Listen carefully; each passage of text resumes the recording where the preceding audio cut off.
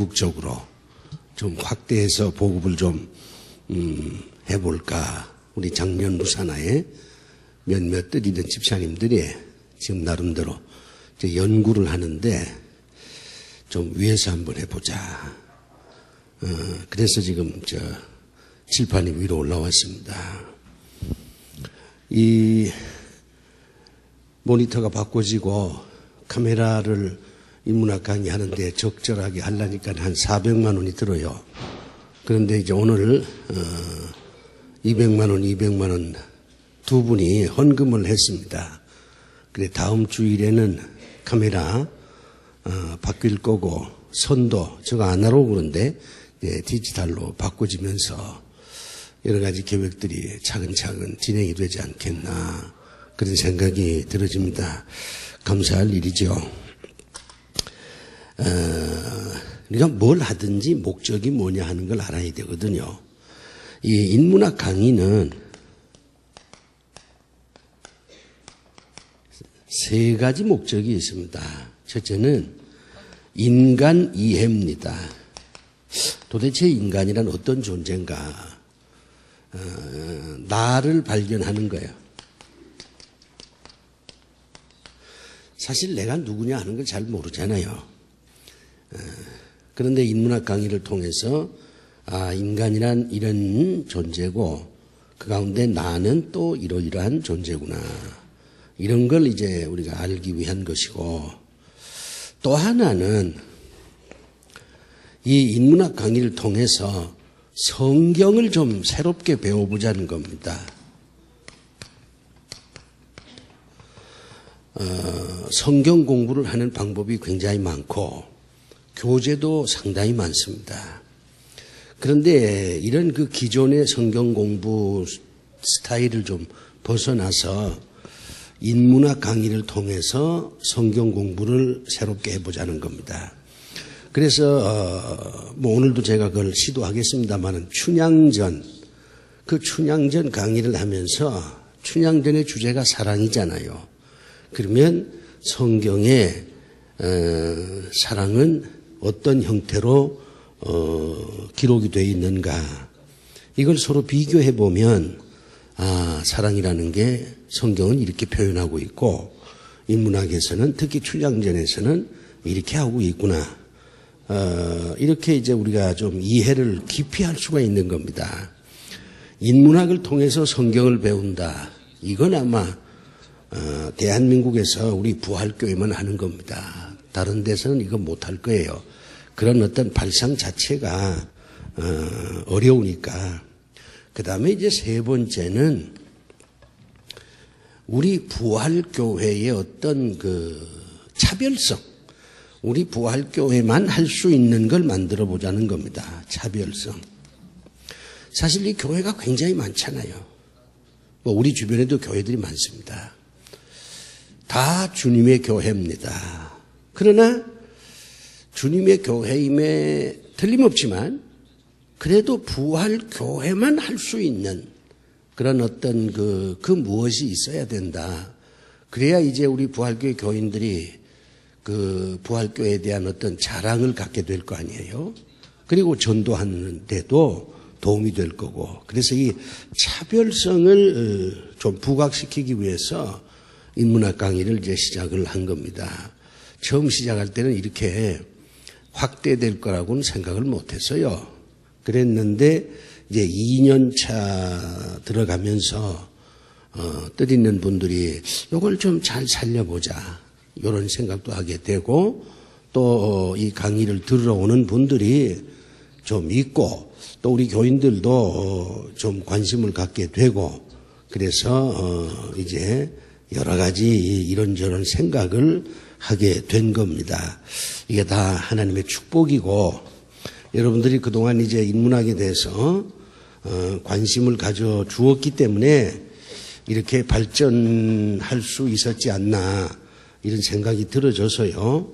하나님께 감사하는 건 말할 것도 없고 여러 교우들에게 그리고 이 강의를 듣기 위해서 특별히 이날 저희 교회로 찾아오신 분들에게 제가 이제 감사를 드립니다. 이 춘향전입니다.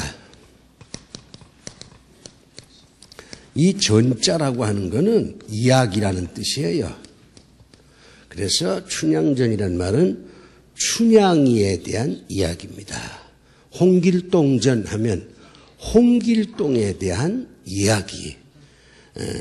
그런데 이 이야기를 소설이라고 합니다.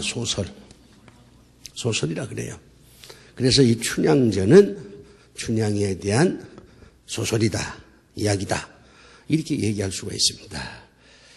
그런데 이 춘향전은 우리나라 가장 대표적인 고전 소설입니다.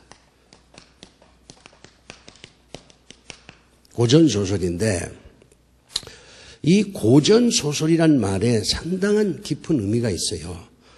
사실 이 대한민국 사람들 치고 뭐 어린 아이들은 좀 모르겠습니다만은 고등학교 정도만 이제 들어가면 춘향전을 모르는 사람이 없어요.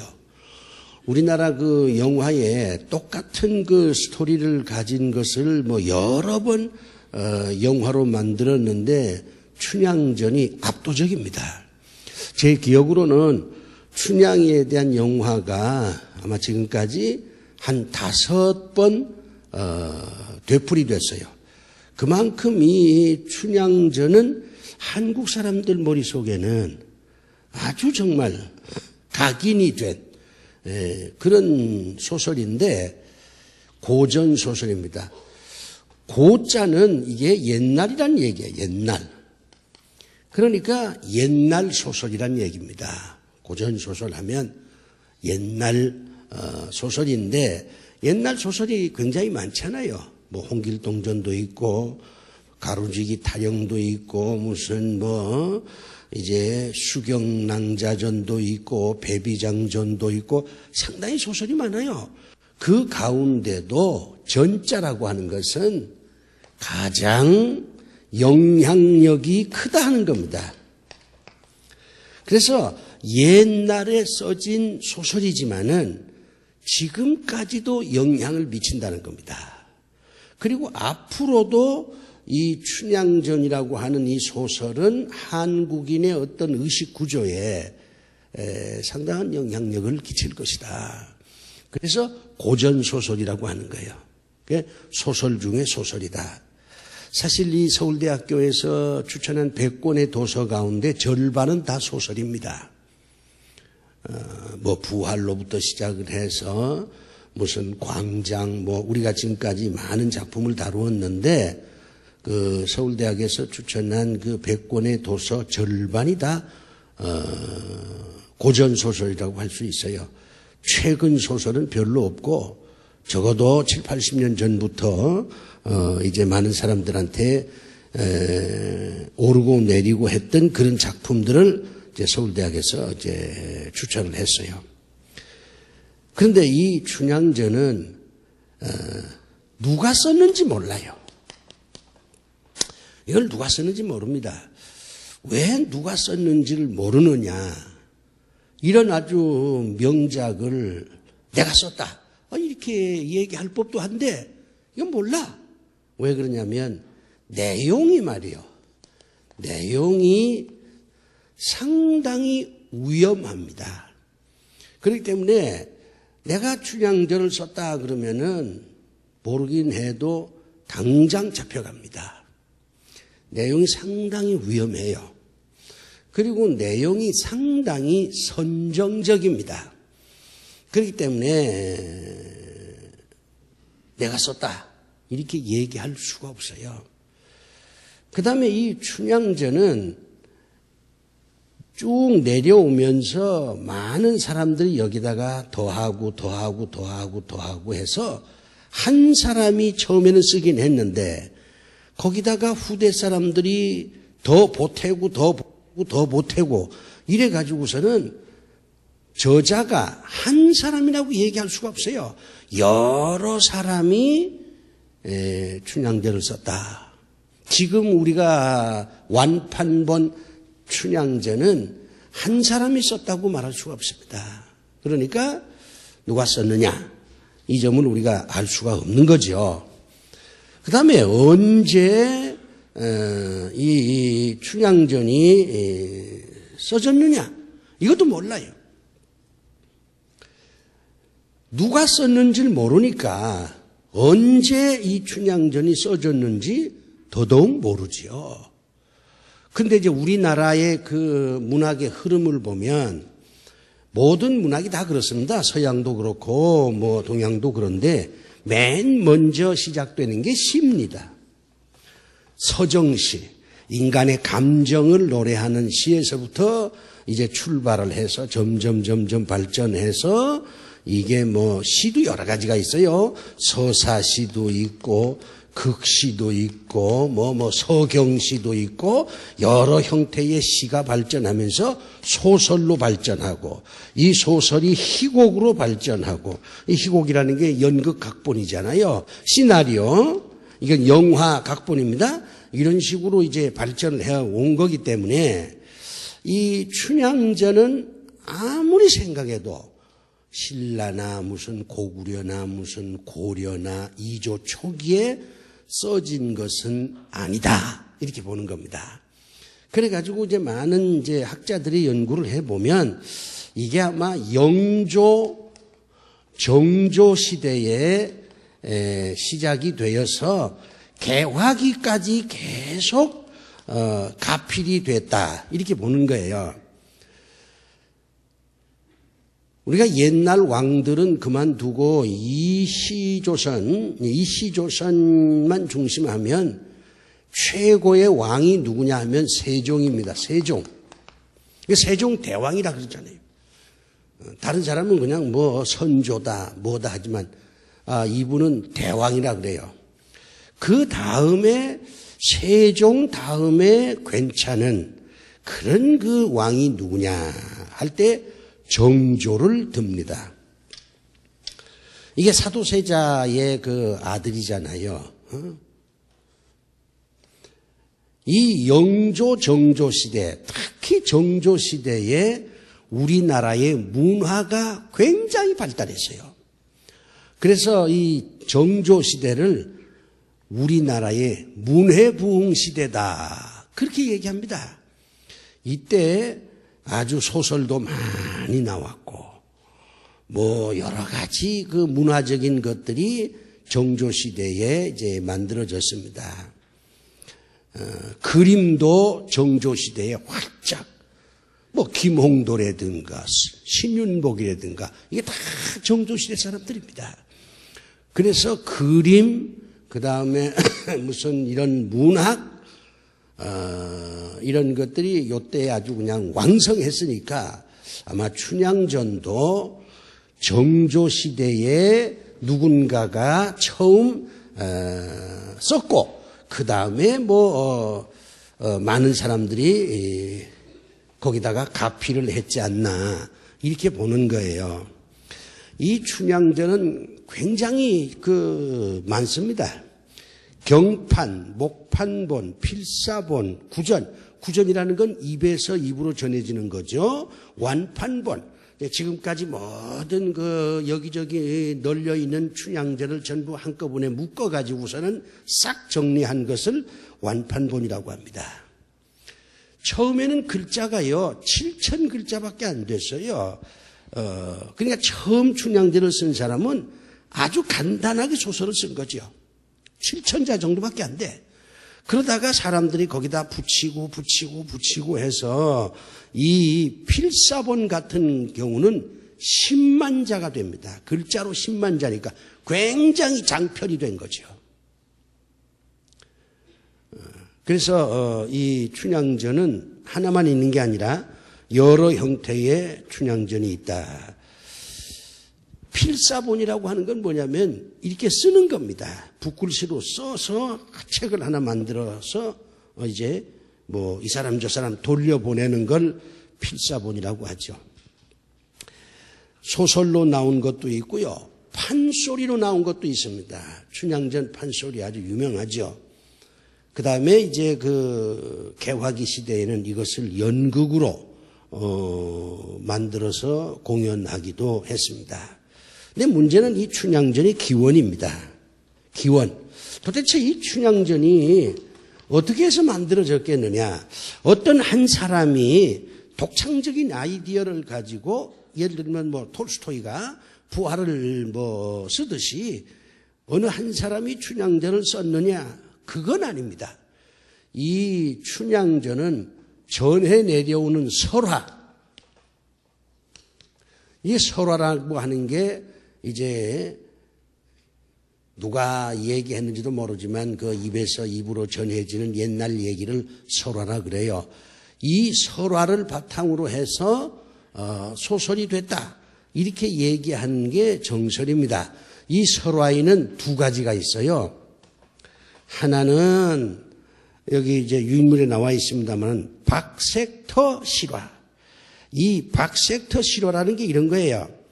그 남원에, 이 춘향전의 배경은 남원입니다.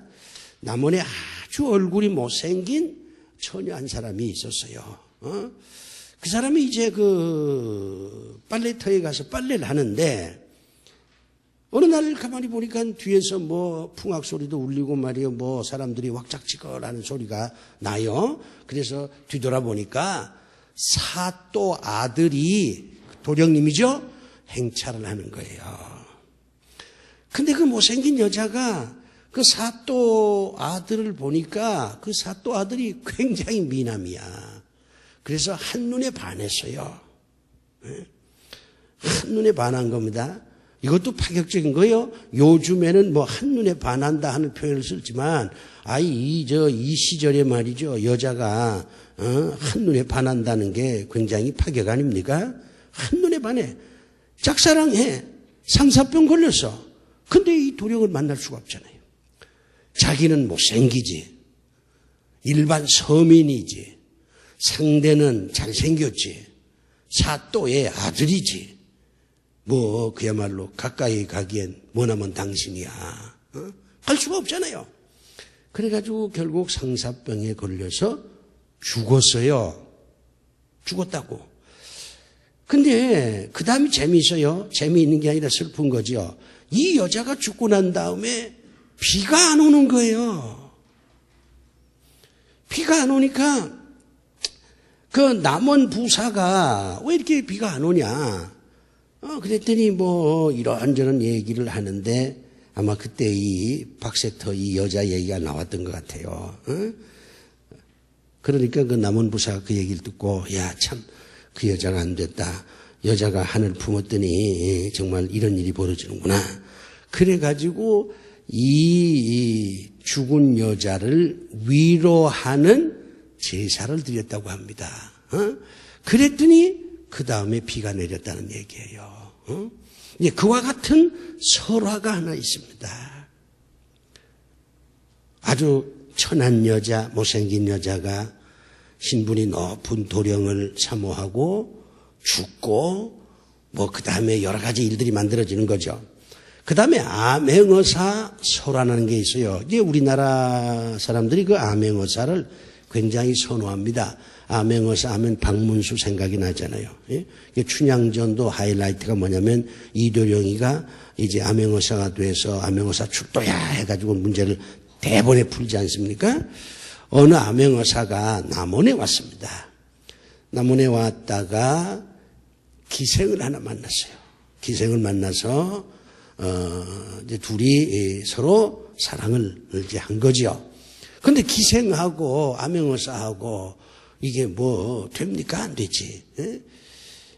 결과적으로 이 암행어사는 서울로 올라가고 이 기생은 남원 땅에서 정말 이제 여러 가지 고통스러운 삶을 살고, 이런 암행어사 설화, 이 두 가지가 합쳐진 거예요. 두 가지가 합쳐져서 춘향전의 기원이 됐다, 이렇게 이제 보는 겁니다. 춘향전의 그 내용은 여러분이 다 잘 아니까 뭐 내용을 설명할 필요가 없는데, 이 춘향전의 특징이 중요합니다. 이게 문제예요. 바로 이런 것 때문에 이 춘향전이 일종의 고전 소설이 된 거죠.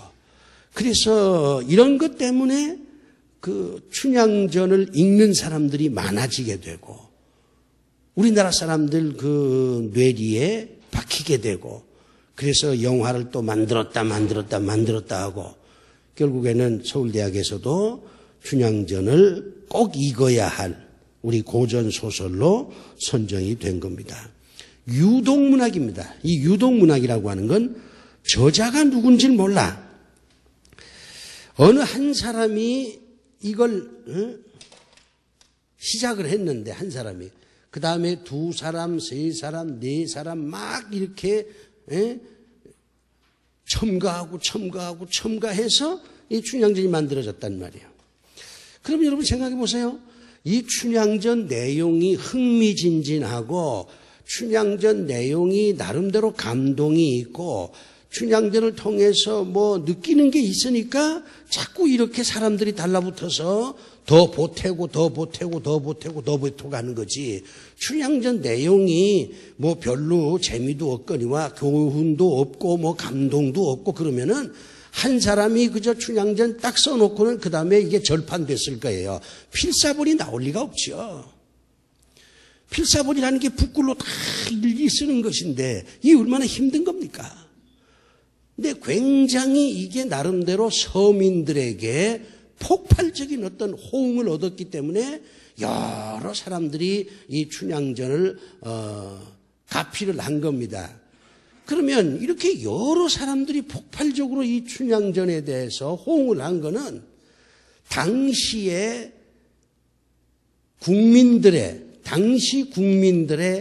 어떤 생각, 당시 국민들의 어떤 가치관, 당시 국민들이 가지고 있는 어떤 호기심, 이런 것들이 집결되어 있다 하는 증거라 그 말이에요. 그러니까 춘향전 한 권을 딱 읽으면 사람들이 원하는 게 뭘까? 사람들에게 흥미를 주는 게 뭘까? 사람들에게 감동을 주는 게 뭘까? 이런 것들을 총체적으로 알 수가 있는 거예요. 우리나라 유독문학의 최고봉입니다. 그 다음에 두 번째 특징이 뭐냐면 적층문학이라. 이건 뭐냐면 일반 서민들에게 호응을 받는 그런 문학이었다는 겁니다. 그 내용을 보면 알다시피 이게 양반이 여기 있잖아요. 그 다음에 기생이 여기 있습니다. 이 기생은 천민입니다. 천민이에요. 기생에게 무슨 인권 없어요. 완전히 이건 노예적인 그런 존재입니다. 그런데 이 기생하고 양반집 도령이 연애를 한다. 그것도 당시 양반들 사회에서는 납득하기가 어려운 겁니다. 그리고 기생이 무슨 절개를 지킨다. 이거는 더더욱 말도 안 된다. 이렇게 생각하는 거예요. 양반들이 볼 때는 기생은 절개를 지키면 안 돼요. 기생은 완전히, 특히 춘향이는 관기잖아요. 관기라고 하는 건 뭐냐면 관청에 속해 있는 기생이에요. 이게 국가 재산이야. 그러니까 사또가 오라면 오고 가라면 가고, 저 집에 가라면 저 집에 가고, 이 집에 가라면 이 집에 가고, 서울에서 무슨 이조 판서가 오면 잠자리 시중해야 되고, 완전히 이거는 국가기관의 메인 그런 여자입니다. 그런데 이런 기생이 감히 양반집 자제하고 연애를 한다? 뭐 수절을 한다? 양반 사회에서는 이게 용납이 안 되는 거예요. 그렇기 때문에 아까도 얘기했습니다마는 이 춘향전을 쓴 사람이 누구다 하면 양반들한테 살아남질 못해요. 당장 잡혀가거나 암살당할 수밖에 없는 겁니다. 그런데 이 기생이 결국 양반집 자제하고 연애를 하고 그 다음에 결국에는 한양으로 올라가잖아요. 나중에 이도령하고 춘향이가 한양으로 올라갑니다. 한양으로 올라가서 좀 시샘말로 얘기하면 잘 먹고 잘 살았단 말이에요. 아주 해피엔딩이에요. 양반들이 볼 때는 용납 못하죠. 그러나 서민들 입장에서 보면 이게 얼마나 대단한 일입니까? 야, 기생도 이렇게 요즘 말로 얘기하면 출세할 수 있다. 이게 신데렐라 아니에요. 이 기생도 사람 잘 만나면 얼마든지 한양에 올라가서 행복하게 살 수 있다. 이런 얘기잖아요. 그렇기 때문에 양반들 입장에서 보면 괘씸한 책이지만 금서죠. 일반 서민들 입장에서 보면 희망을 주는 그런 소설이 되는 것입니다. 그러니까 서민들이 열광을 하는 거예요. 당시 사회가 완전 신분사회 아닙니까? 완전 신분사회예요. 양반과 상놈 이걸 된소리로 표현해서 쌍것들이라고 그러잖아요. 이게 완전히 신분이 나누어진 사회예요. 그런데 이 춘향전은 그런 신분을 깨트리는 겁니다. 기생도 얼마든지 상승할 수 있다. 혁명적인 소설이에요. 혁명적인 소설입니다. 우리가 춘향전을 단순히 남녀간의 무슨 연애 소설로만 볼 수가 없어요. 이것은 사회소설이라고 할 만합니다. 서민들이 왜 열광했는지 충분히 이해가 되죠. 이제 이런 것들이 드라마에도 많이 있지 않습니까? 재벌 아들하고, 뭐 시골에 말이죠. 보잘것없는, 아주 순박한, 그런 거죠. 시골 여자하고 서로 만나서. 그 동백아가씨가 그거잖아요. 여러분, 동백아가씨 영화 못 봤어요? 좀 영화도 좀 봐야지. 이게 그런 거예요. 그래서 이것을 서민들, 아주 밑바닥 인생들에게 희망과 용기를 준 그런 소설이다 하는 겁니다. 상당히 개방적입니다. 여러분, 이 춘향전을 읽어보면요, 아주 낯뜨거워서 읽질 못해요. 이 춘향전은, 자, 보세요. 여기는 양반이 있고, 여기는 이제 쌍것이 있잖아요. 기생. 이게 춘향입니다. 이 춘향이는 쌍것입니다. 얼굴은 좀 반반하고, 뭐, 그렇지만은 천분이 그저 관기의 딸이니까. 물론 이 춘향이 피에도 양반의 피가 흐릅니다. 월매가 전에 이제 남원에 내려온 어떤 양반하고 연애를 해서 낳은 딸이 춘향이니까 춘향이 피 속에 그래도 양반의 피가 좀 흐르긴 하지만은 그러나 이 월매하고 같이 살았으니까 그 영향을 더 많이 받았겠죠. 어쨌든 기생이야. 보고 듣는 게 다 기생하는 것들만 보고 들은 거 아닙니까? 이 양반이기 때문에 굉장히 고상한 언어들이 많습니다.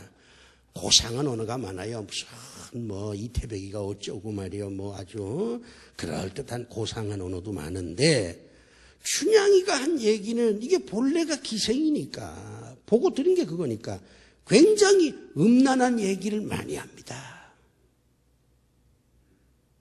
그렇기 때문에 이 춘향전의 언어를 보면 고상한 언어에다가 아주 음란한 언어가 절묘하게 조화를 이루었어요.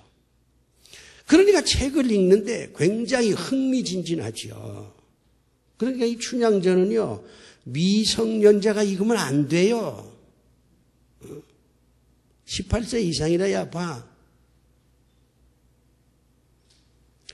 그런데 춘향전을 쓴 사람은 이게 인생이라는 겁니다. 이게 인생이라는 거예요. 사람은 고상하면서도 약간은 좀 저속할 줄 알아야 된다는 거예요.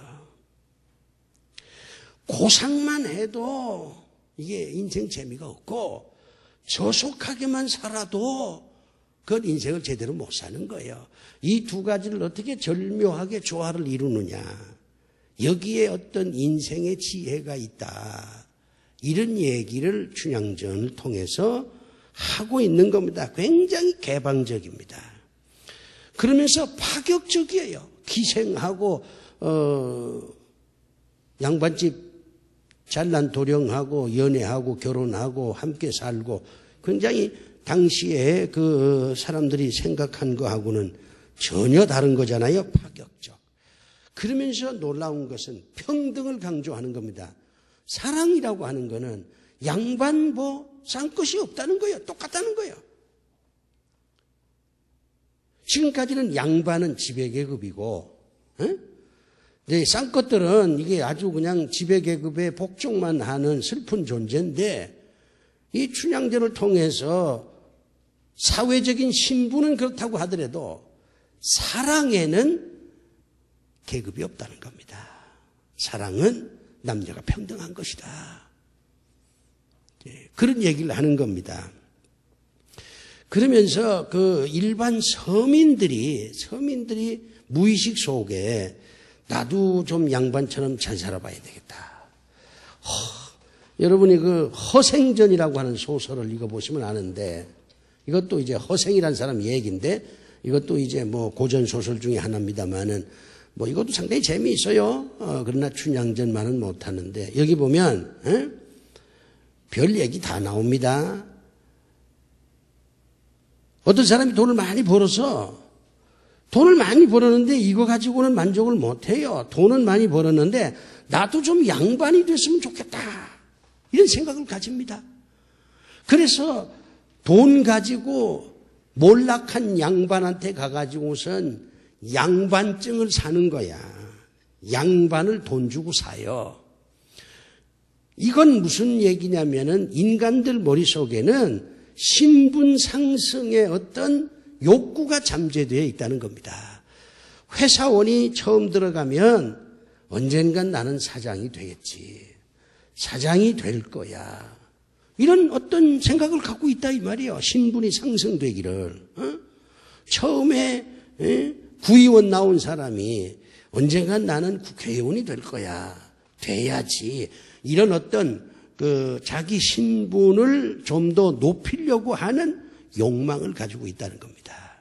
일반 서민들도 마찬가지예요. 양반들 노는 걸 보니까 참 부럽기도 하거든요. 야, 어떻게 하면 나도 저런 양반이 될까? 어떻게 하면 저 양반들처럼 잘 먹고 잘 살 수 있을까? 이런 생각을 하는 겁니다. 근데 이 시대에 양반처럼 산다는 건 불가능한 겁니다. 완전히 산홍공상 딱딱딱 계급이 갈라져 있으니까. 그런데 그런 와중에도 신분 상승의 유일한 길은 여자 입장에서 기생이잖아요. 결혼을 잘하는 거예요. 남편을 잘 만나는 겁니다. 양반인 이도령을 만나서 이도령하고 살면 나도 양반이 된다. 내 신분도 상승될 수 있다.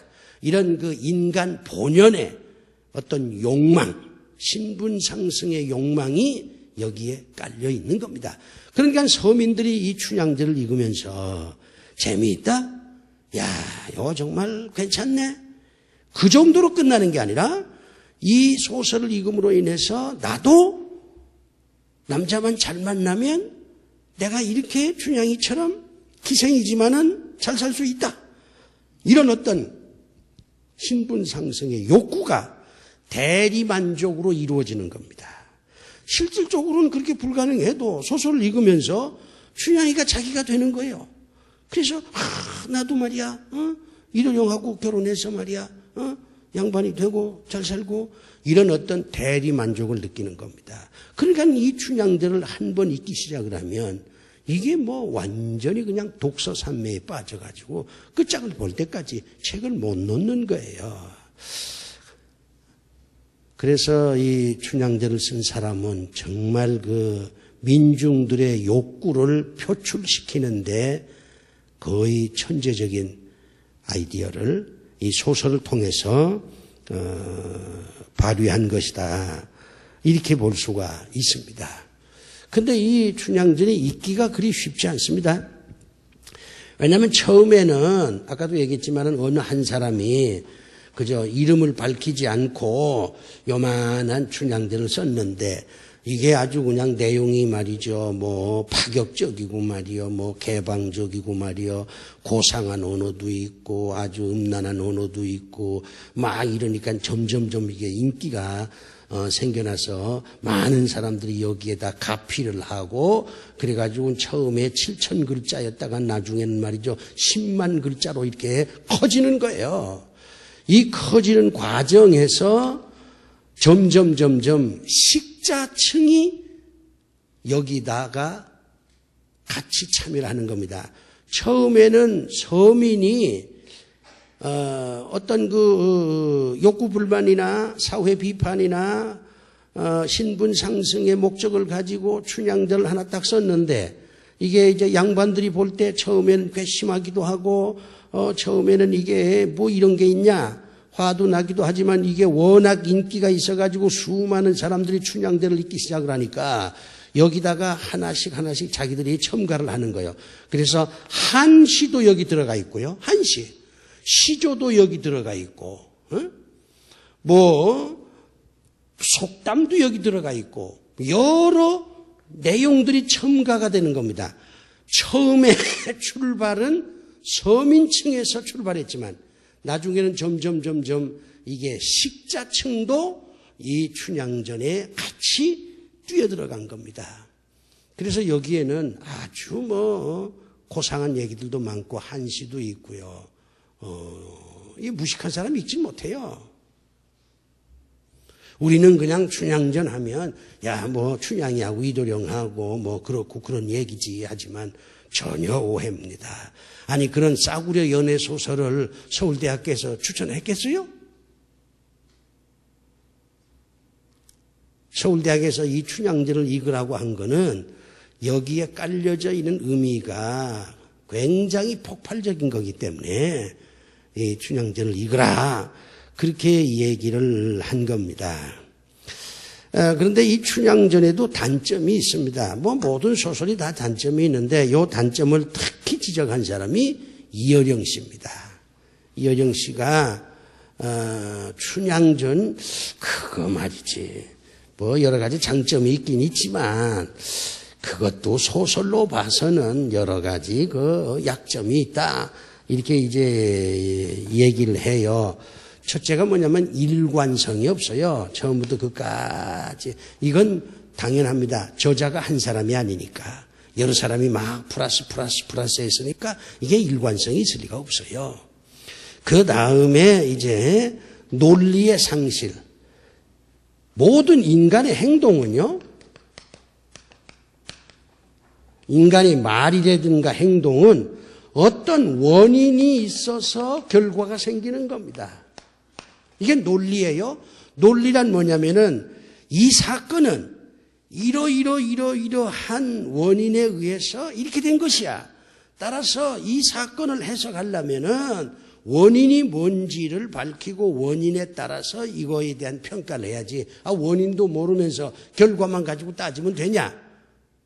이게 논리거든요. 그런데 이 춘향전에는요, 이런 논리가 없어요. 그냥 느닷없이 어떤 행동을 하는 겁니다. 우연이 너무 많아, 우연이.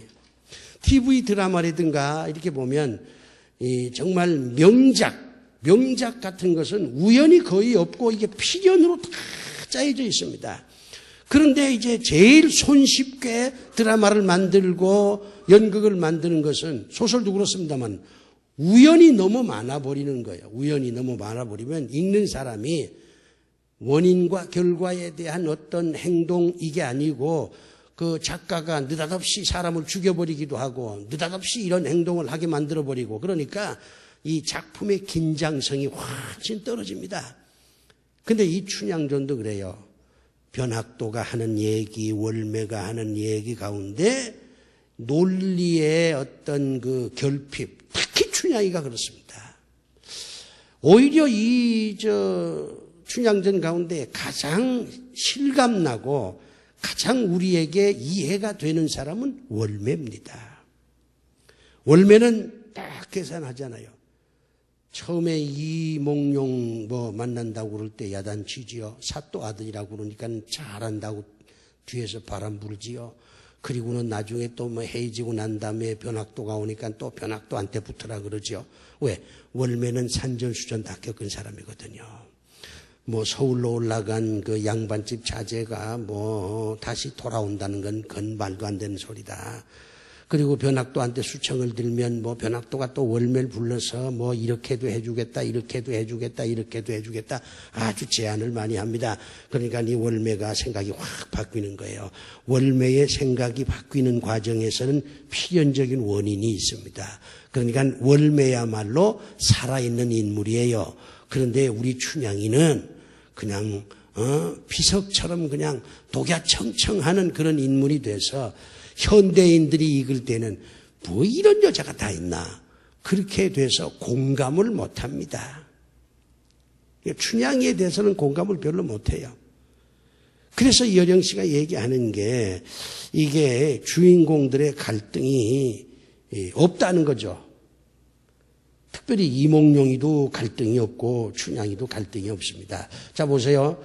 이게 이도령 입장에서 보면 기생하고 결혼하려면 이런 제한, 이런 제한, 이런 제한, 아버지도 반대하고 어머니도 반대하고 뭐 출세하는데도 지장이 있고 이런 많은 제약이 있는데 그럼에도 불구하고 이 여자하고 내가 살아야 하느냐? 과연 이 여자가 나의 모든 인생을 바칠 만한 그런 자격이 있느냐? 내가 굳이 말이야 무슨 기생 딸한테 말이야 약속한 거를 꼭 굳이 지켜야 되느냐? 이런 갈등이 없어요. 우리 춘향이 똑같아요 또. 이몽룡이가 서울로 올라가서 이게 소식이 없어요. 그러면은 의심할 법도 한데 안 해. 뭐 변학도가 이렇게 해주면 다 해줄 때에 야 이거 이몽룡이보다는 오히려 변학도가 더 내 인생 사는데 내 행복을 위하는데 도움이 될 것 같다. 그러니까 이몽룡이를 차버리고 내가 변학도한테 가는 게 더 낫지 않겠나. 이런 생각이 전혀 없습니다. 갈등이 없어요. 그렇기 때문에 살아있는 인물이 아니라 죽은 인물이 되고 마는 겁니다.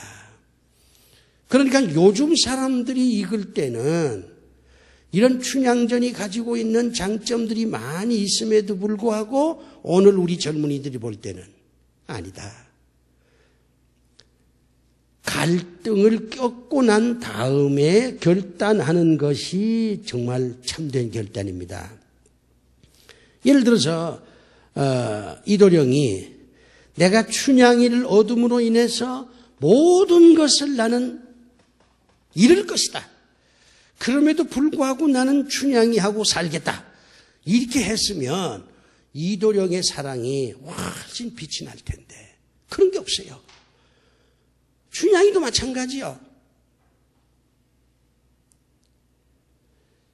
변학도가 나한테 요구하는 그 찬란한 제안들 변학도가 하자는 대로만 하면 나는 얼마든지 행복할 수 있지만 그러나 내가 한 여자로서 한 남자한테 내 모든 걸 쏟았으니까 감옥에서 내가 죽는 한이 있더라도 나는 사랑을 가슴에 품고 떠나겠다. 뭐 이렇게 했으면 이게 살아있는 인물이 될 텐데 우리 춘향이도 그런 갈등이 전혀 없어요. 십장가라고 하는 게 있습니다. 이제 변학도가 말을 안 들으니까 이제 때리는데 한번 이렇게 때려요. 그러면 아프다는 소리를 해야 될 텐데 아프다는 소리를 안 하고 자기 절개를 노래로 해요. 이도령이밖에 모르는 여자야. 그래서 오늘 현대인들의 입장에서 보면 현대 젊은이들은 이 춘향전을 읽지 않습니다. 감동이 없어요. 살아있는 주인공이 아니야. 다 그저 상상 속의 인물처럼 느껴지니까. 그럼에도 불구하고 서울대학에서 이 소설을 읽으라고 하는 거는 사랑에서 오는 그런 것보다는 이 춘향전이 가지고 있는 서민들의 애환, 서민들의 욕구, 그리고 당시 사회에 대한 어떤 비판적 기능, 양반들이 서민들을 얼마나 고통스럽게 만들었느냐. 그게 이제 암행어사 출도로 나타나는 거잖아요. 암행어사 출도로 나타납니다. 변학도가 백성들 하도 괴롭히고 고혈을 짜고 그러니까 거기 그런 게 있어요. 변학도가 마시는 술은 백성들의 눈물이고 말이지. 변학도가 먹는 쇠고기, 닭고기는 말이지. 다 백성들의 기름을 짜가지고서 탐관오리 먹는 것이다. 아주 신랄하게 사회 비판을 하는 거죠. 양극화에 대한 나름대로의 어떤 메시지를 이 춘향제를 통해서 서울대학교에서 주려고 했던 게 아니겠느냐 이런 생각도 해봅니다. 단순한 소설은 아니에요. 자, 이제 시간이 좀 남았는데 성경 얘기로 돌아갑니다. 성경도 남녀 간의 사랑에 대한 얘기가 있습니다. 가장 그 대표적인 게 셋이에요. 하나는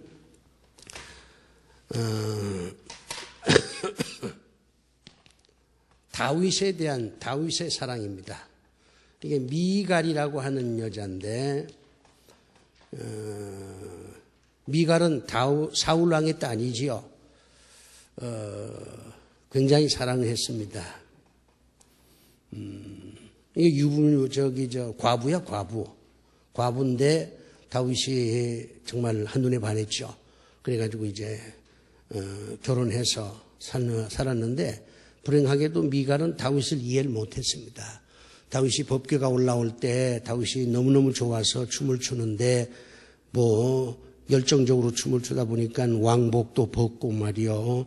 그냥 서민들하고 어울려서 춤추니까 미갈이 아니 일국의 왕이 저 무슨 채신 없는 노릇이냐 이렇게 비판을 했어요. 하나님께서 화를 냈습니다.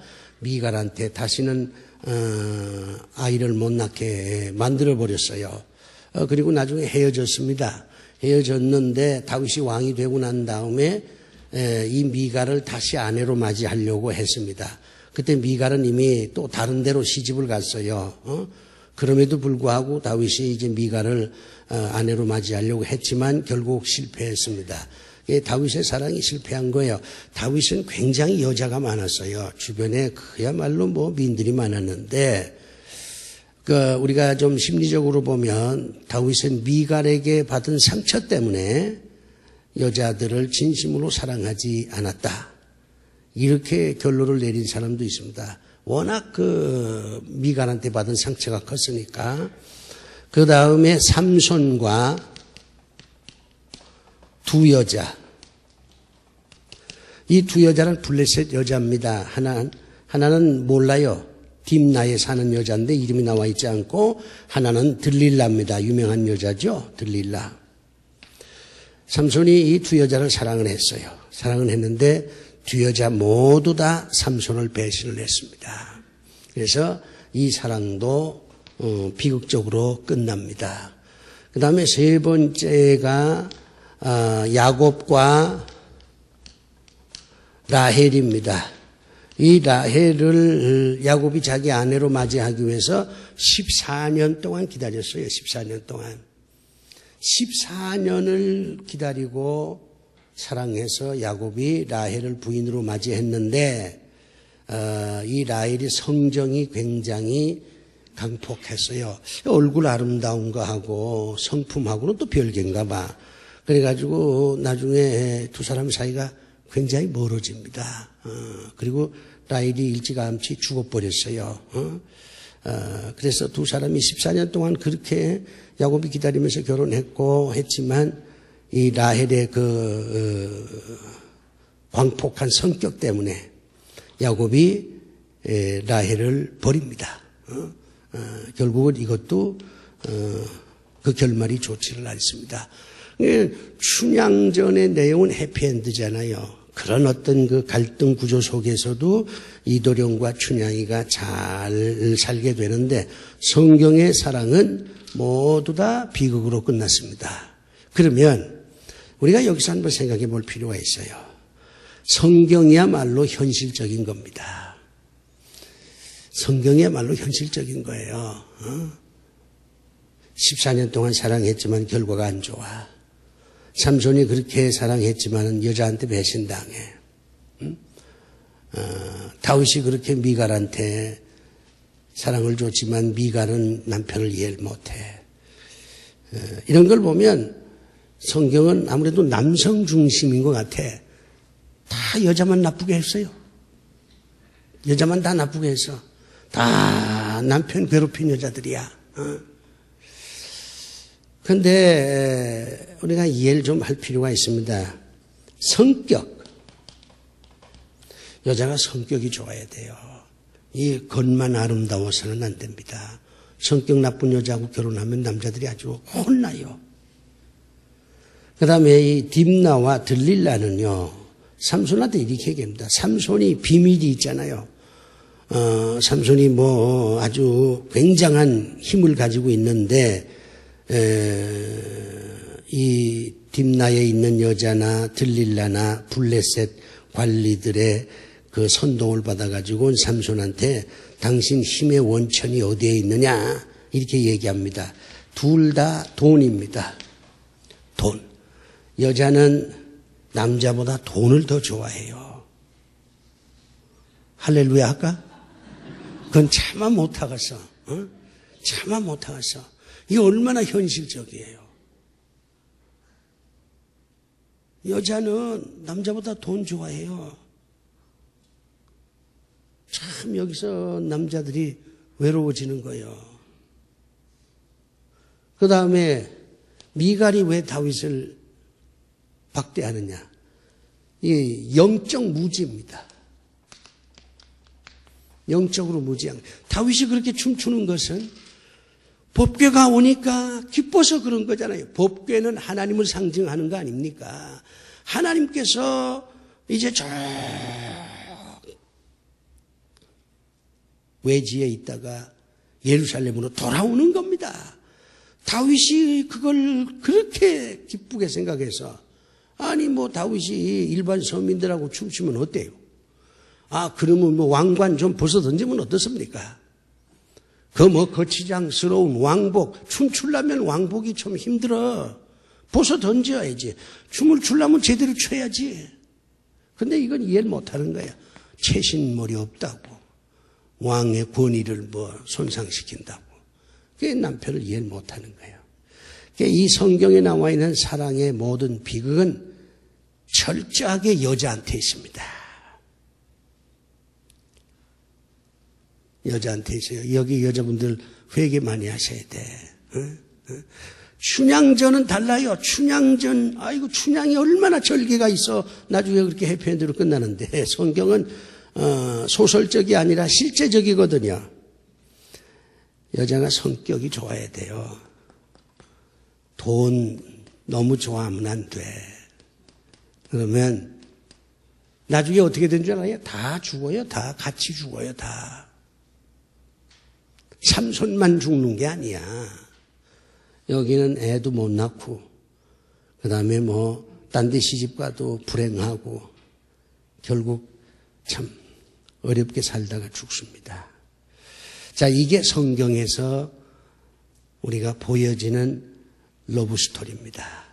뭐 결과적으로 얘기하면 춘향전은 뭐 소설적인 거고, 인간의 어떤 본능이라든가 욕구라든가 사회 비판이라든가 이런 어떤 교훈적인 의도에서 써진 거지만, 성경에 나와 있는 사랑 얘기는 현실 그대로입니다. 현실 그대로예요. 그런 점에서 우리는 이 성경에 나타난 사랑을 한번 다시 눈여겨보면서, 우리 남자들은 남자들 나름대로 좀 조심해야 돼요. 여자가 돈을 좋아하니까 돈 좀 벌어야 돼. 그래야 이게 쫓겨나지 않지. 이게 이쁜 여자만 고르지 말고 성격 좋은 여자를 남자들이 골라야 돼요.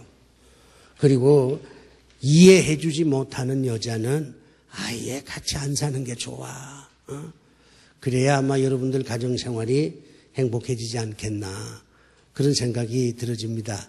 오늘 춘향전 이것으로 끝낼게요. 수고하셨습니다. 네, 됐어요.